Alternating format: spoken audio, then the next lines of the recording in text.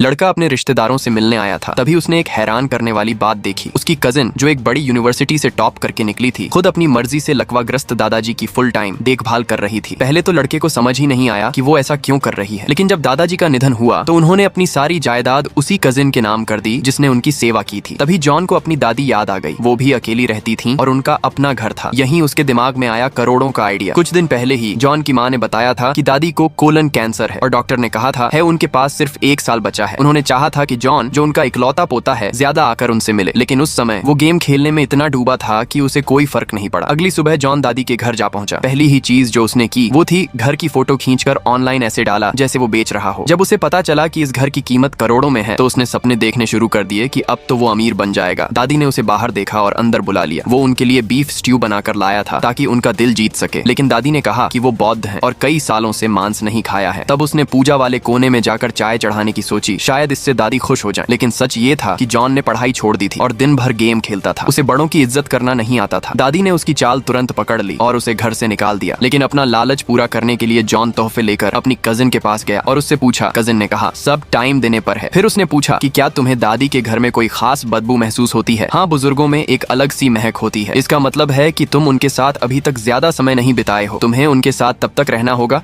जब तक कि तुम्हें वो महक महसूस न हो। ये सुनकर जॉन को अपना तरीका मिल गया। दादी के पास टिके रहने के लिए उसने अपना कंप्यूटर बेच दिया और उस पैसे से उसने उनके लिए जरूरी घरेलू सामान और नकदी से भरा एक लाल लिफाफा खरीदा। दादी उसकी अचानक की मोहब्बत से थोड़ी हैरान थी। जॉन ने सीधा कह दिया कि उसे उनकी बीमारी के बारे में पता चल गया है। उसकी ये बात सुनकर दादी का दिल पिघल गया और उन्होंने उसे घर में रहने दिया। जॉन की खुशी का ठिकाना नहीं रहा। अगली सुबह उसने कहा कि वो 5 बजे उठकर दादी की खिचड़ी बेचने में मदद करेगा, पर वो सोता रह गया। फिर भी वो आखिरी ग्राहकों तक पहुंच गया। वापसी में दादी अपनी एक पुरानी दोस्त से मिली जिसे भी कैंसर था, पर उसके पास कोई रिश्तेदार नहीं आया था। वो दादी को देख ईर्ष्या से भर गई। ये देख जॉन को अच्छा लगा कि अब वो दादी के लिए मायने रखता है। लेकिन अगले दिन बैंक जाते समय दादी ने उसे दरवाजे पर रोक दिया जैसे वो अपने पैसे किसी चोर से बचा रही हो। उसके अगले दिन जॉन ने देखा कि दादी ने खास अच्छे कपड़े पहने हैं। पता चला वो एक बड़े फैमिली गेट टुगेदर में जा रही थी, जिसके बारे में जॉन को कभी बताया ही नहीं गया क्योंकि वो पहले उनसे मिलने नहीं आता था। शायद सबको पता था कि उनका वक्त कम है। पूरा खानदान इकट्ठा था। दादी ने ताश के पत्ते निकाले ताकि सब साथ खेल सकें, लेकिन दोनों मामा बोले कि उन्हें खाने के बाद ही जाना होगा। दादी ने बात समझ ली और बोली, मुझे कैंसर के बारे में पता है, मैं तुम्हारा ज्यादा टाइम बर्बाद नहीं करूंगी।